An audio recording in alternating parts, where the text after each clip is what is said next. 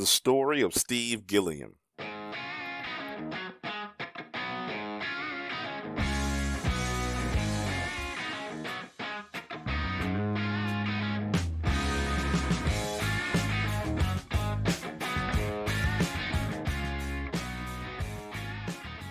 The swamps of Louisiana have always been a dangerous place, filled with predators that have absolutely no problem with taking a bite out of you. Now, for as long as I can remember, I felt comfortable when outdoors, especially in the swamps and the bayous of Louisiana. As a kid, we played, hunted, fished, crabbed, crawfish. We did everything in the swamps. And so for the life of me, I never ever imagined that I would get lost in those very same swamps. Looking back on the incidents of that day, if you had told me that I would lose my bearings or get lost, I would have bet you my right testicle that would have never happened. But somehow, it did. And to this day, I'm still trying to figure out exactly what the hell happened. It was a Saturday morning. I got the boat ready and headed to the bayou. My plan was to do some fishing. You see, I wanted to catch me some big alligator garfish. Now, if you never fished for garfish before, let me explain to you how it's done. In the back of my truck, I had 10 empty extra large laundry detergent bottles. You know, the plastic kind, the orange ones, tied, fishing line, and a bucket with some old chicken thighs. When you're trying to catch big garfish, you don't use a rod and reel. They're too big and they're too strong. They'll break your rod and pop the line. So what you do is you tie a line to a plastic bottle, put a hook on it, bait it, toss it in the water, and go on about your business. Now them gars, they some ferocious fish. So when they strike, it's an 85-90% chance that they're going to get hooked. Once you got one on a line, all you got to do is chase down that floating bottle, grab it, and pull that big boy into the boat. Now, that was my plan for the day. Drop 10 lines in the water across a 3-mile stretch of the swamp, travel back and forth all day pulling up lines and taking in fish. I had my radio with me, cell phone, extra bait, 4 beers and 4 bottles of water, with a bag of cracklings. I get the boat launched and I'm headed out to the area. Again, I have been doing this my whole life. You go through a few twists and a few turns, and then you hit this straight path that it runs for about 8 miles in one direction before you force to loop back around and turn back south. I get to that stretch of waterway and start tossing my lines in the water. After laying all 10 of them out in the water, it's time for me to light my cigar, cast my rod and reel, and try and grab me a few catfish. Catching catfish is how I pass the time in between pulling in the garfish. A solid hour passed to me throwing the rod and reel in the water, reeling in a little bitty catfish, nothing that I wanted to take.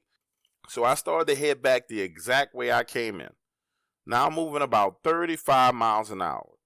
My cigars in a plastic bag, which was sitting right in front of me, start blowing, and they're about to blow away.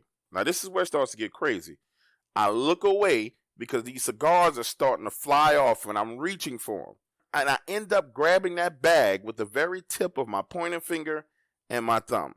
And when I turn back forward to put my eyes back on where I'm going, right in front of me is this thing that looks like a mirror, but it's got cracks in it and it's broken. You can see through it to the water on the other side, but the edges had this kind of bright glow to it. The next thing you know, my boat is going through this thing, and instantly, when I tell you instantly, it's dark outside. Pitch black, midnight darkness in the swamps. Now I'm riding and looking around and saying to myself, what the is going on? It's dark. The moon is out. I look down at my cell phone and the battery is dead, and I bring my boat to a complete stop. Now listen to me. I don't know what the hell was going on, but now I'm sitting in the middle of the swamps. The environment is completely different. The land, the trees, and waterway is completely different than what I had just seen. And now I start hearing these growls and these freaking roars that I've never ever heard before in my life in the swamps. It sounded like someone had a loudspeaker playing the noises from Jurassic Park. Then I hear something plunge into the water. You know that gabloosh sound. and I can see ripples coming through the water ahead of me. Let me explain to you like this. Freaking out and flipping out had already happened. When I heard whatever it was plunge into the water, I went beyond that to a whole nother level of panic because this was unreal. So now I'm flying through the swamps that I'm unfamiliar with, only guided by moonlight. And I ride around for the next 5 hours trying to figure out where I am until I come up on this bridge and I see cars passing over the bridge. So now I literally drive my boat up on land, climb up this incline to the side of the road and flag down the first car that I can see. The guy driving the car had to think I was absolutely insane. I say, "Excuse me, sir." The look on his face is like he's talking to an idiot. I say, "What time is it, sir?" He looks and says it's 11:30 on a Sunday night. I proceed to ask the next question. "Well, where am I?" The guy looks at me like I'm on drugs, and I can't blame him. He panics, drives the car. Not another car passes for about 20 minutes, and then a big rig, 18-wheelers coming. I stand out in the middle of the road and flag him down. I'm able to talk this guy and let me use his cell phone, and I call my wife. She answers the phone damn near in tears. "Honey, where are you? We're looking for you. We don't know what happened to you." Turns out, I am 150 miles away from where I launched my boat. My wife has called the police. My son and his friends are in the swamps looking for me. Everybody is freaking out. They thought I was dead.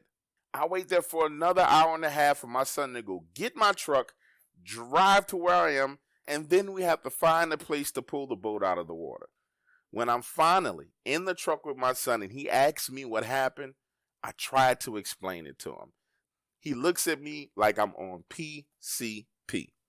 And again, I don't blame the poor child because I need you to understand something. In order for me to get from the body of water that I was in, originally fishing, to this new place where I was at the side of the road by the bridge, I would have had to take my boat out of the water, drive it on land, up the highway, and relaunch it because there was no connecting waterway to get from one to the other. And I tell you what, I know for sure I didn't freaking sleepwalk, drive my boat back to the launch, put it on a trailer, pull it out of the water, drive 150 miles to a whole nother location, relaunch the boat in the middle of the night, and then try and do some damn fishing. That's not what happened. Somehow I went through some kind of portal or doorway that something or someone was using, and it dropped me off 150 miles away from where the hell I was. Right into Jurassic Park.